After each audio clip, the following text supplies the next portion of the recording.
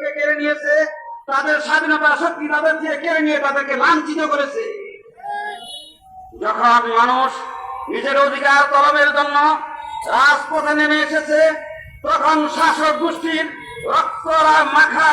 চক্ষুর তাদের দিকে ক্ষিপ্ত হয়ে তারা লাঞ্ছনা জুলুম অত্যাচারের শিকার হয়েছে। যখন এই দেশটা পাকিস্তান শাসন করেছিল, পূর্ব পাকিস্তানে এই দেশের মানুষ যখন তাদের অধিকার থেকে বঞ্চিত হয়েছিল, তখন এই দেশের মানুষ তাদের অধিকারকে ফিরত পাওয়ার জন্য যখন পাকিস্তান স্বৈর শাসকদের বিরুদ্ধে আন্দোলন করে তোলার চেষ্টা করেছিল,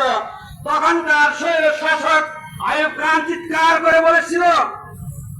যে হাম কিসি কি বাত তো পরোয়া नहीं करते, हम पठान के बच्चे हैं। ওই সময় বাংলাদেশের জমিনের প্রখ্যাত রাজনীতিবিদ মৌলানা